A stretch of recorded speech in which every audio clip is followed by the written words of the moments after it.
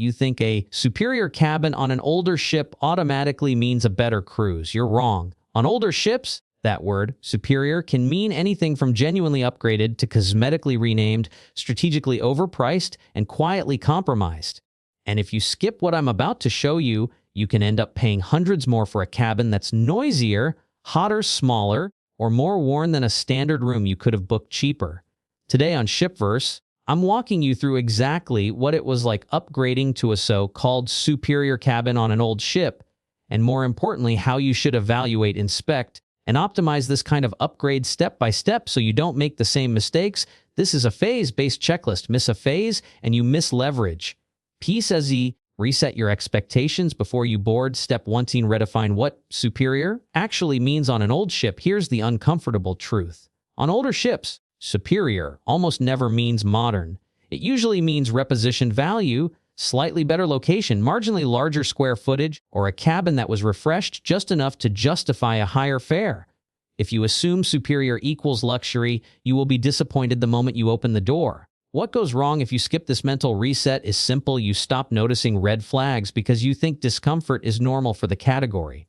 Pro tip on ships over 15 years old, cabin categories are often marketing labels first and hardware second. Step 20, adjust your inspection standards downward, not upward. You're not comparing this cabin to a new ship suite. You're comparing it to other cabins on the same ship. That matters because worn fixtures, older ventilation systems, and dated layouts behave differently. If you walk in expecting perfection, you'll miss functional issues like airflow direction, vibration points, and heat retention, things that affect sleep and comfort every single night. Insider detail: older ships often have stronger engine resonance in better mid-ship cabins than in cheaper forward ones.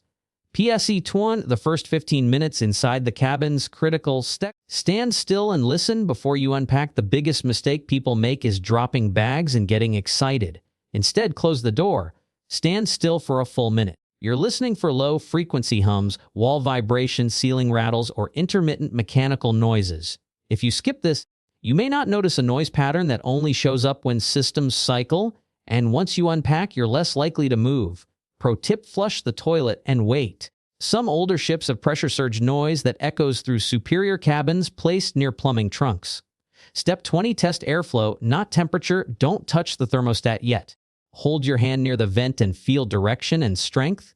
Older ships often cool unevenly, and superior cabins are sometimes larger but served by the same vent capacity. What goes wrong if you skip this is overheating at night, especially in cabins with thicker walls or limited exterior airflow. Insider detail: a slightly warmer cabin during the day often becomes uncomfortably hot after midnight when systems throttle down. Step 3, check bed placement against ship structure. Sit on the bed and feel for vibration. On older ships, superior cabins are frequently placed near structural beams or above machinery spaces for stability, which can transfer vibration directly into the bed frame. If you skip this check, you discover the issue at 2 a.m., not 2 p.m. Pro tip: vibration through the bed feels subtle at first, but compounds over multiple nights, affecting sleep quality more than noise. PS3, storage space and real usability. Step 1, measure usable space, not listed square footage. Superior cabins often advertise more square footage, but that space may be awkwardly shaped or partially blocked by furniture you can't move. Open every cabinet, pull out every drawer. If you skip this, you'll assume you have space that doesn't actually function, and clutter builds fast on a long sailing.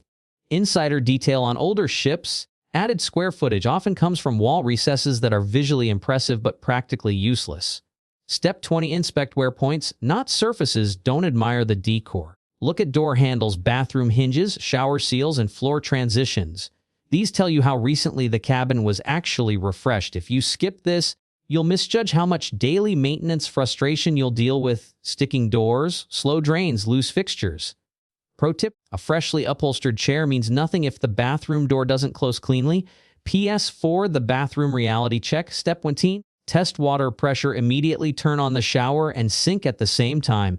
Older ships often struggle with pressure balancing, and superior cabins don't get priority plumbing. If you skip this test, you may end up timing showers around low-demand hours without realizing why. Insider detail: some older ships reduce water pressure during peak evening hours to stabilize the system. Step 20, check drainage speed. Let water run for 30 seconds, Then shut it off and watch how fast it drains. Slow drainage means daily standing water, humidity, and mildew smells by day 3. If you skip this, you'll think housekeeping caused the smell when it's structural.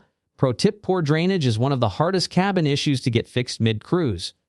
PHASA 50. Location advantages and disadvantages. Step 1. Walk the deck above and below your cabin. Superior cabins are often placed under public spaces for convenience, not quiet. Walk directly above and below your room and note what's there.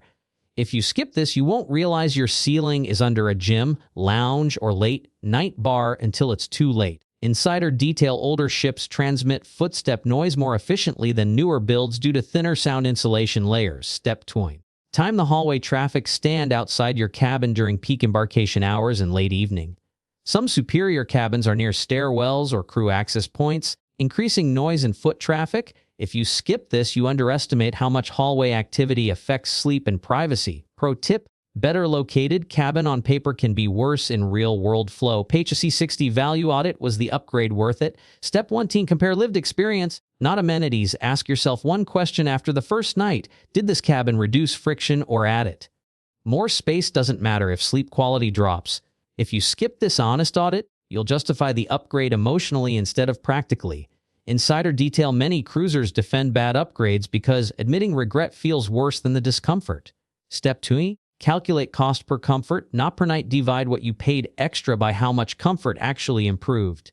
If the answer is marginal, this was a branding upgrade, not a functional one. Pro tip: on older ships, money is often better spent on location selection than category upgrades.